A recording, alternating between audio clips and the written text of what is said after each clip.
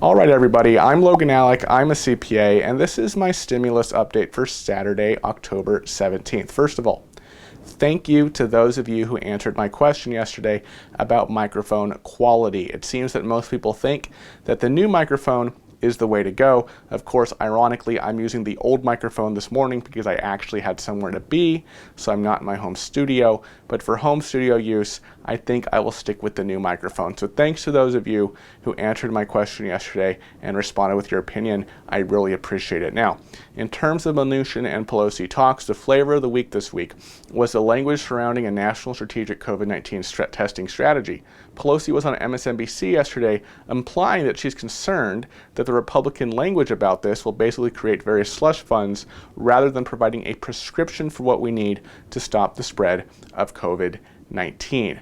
Mnuchin is traveling to the Middle East today as part of a delegation to discuss economic cooperation between Israel, Bahrain, and United Arab Emirates, and will return on Tuesday. So at first blush, it's like, oh crap, what about stimulus? Mnuchin's in the Middle East. But remember, he and Pelosi haven't really been meeting in person anyway. They've been having phone calls. And reportedly, Mnuchin and Pelosi will again today, over the phone, continue the conversation surrounding stimulus. I assume this means that Pelosi has received Mnuchin's language surrounding COVID-19 testing, and they will discuss that.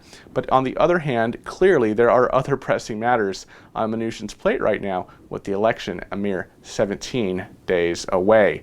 Larry Kudlow was on Stuart Varney yesterday, being once again irrelevant as usual. Just listen to this. But let me press you again. What growth rate do you expect in the fourth quarter? Well, I think preliminarily, looking at these early numbers for October, retail sales was for September, I get that. But other trends, I mean, here's one of my favorite indicators. It used to be obscure, but it's not anymore. New business applications are soaring at record pace. There was a story in the Wall Street Journal about it, and I saw something else today. One of the smart Wall Street people are talking about it. And it's an odd thing because the talk is that a lot of folks who became unemployed, all right, most regrettably, but they're sticking with it and they're going out and starting new businesses. They're going to be small businesses. But that's the great part of American capitalism. Gales of creative destruction. I just love that new business startup story. What a creative spin on record unemployment. I mean, really? Really? What was that phrase he used? The gales of creative destruction? I mean, how out of touch can this man be? We know he hates stimulus. And he sees in the wake of record unemployment the gales of creative destruction. I get it. Maybe that's true for a few people. If you started a business during this pandemic because you got laid off, bravo. But the truth is, in order to start a business, you need to be in a position to fund that business, whatever that means, whether that's a few $100 for equipment or additional insurance or thousands of dollars for whatever you need. And not only do you need to have the money to fund the business, but you also have to be in a position where if the business doesn't work out, you'll be okay with that loss. You have to be able to take that risk.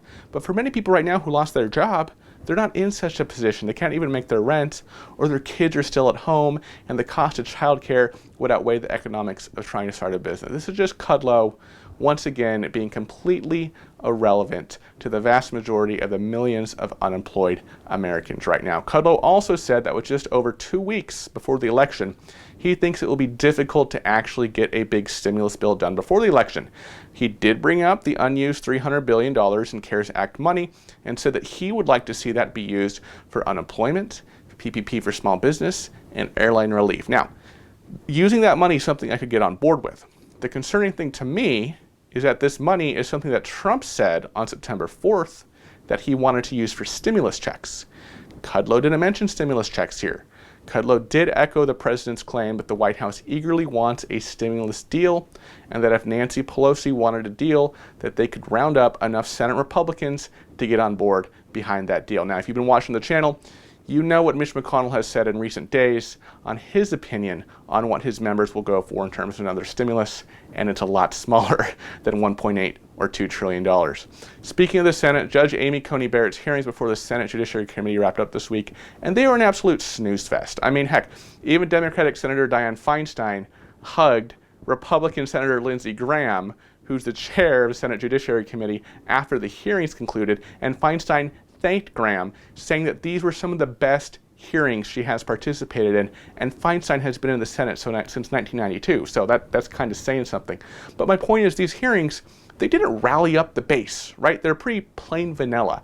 So if McConnell was hoping for these hearings to really get out the Republican vote, he might have another thing coming. So maybe that's why he's putting forth this skinny bill next week, and even appearing by a statement recently to put it out ahead in priority before the Judge Barrett vote. Not that a $500 billion bill will do anything other than being a talking point for Republicans about 2 weeks before the election. All right, everybody, that is my stimulus update for today. Thank you so much for watching, and I will see you in the next video. Bye-bye.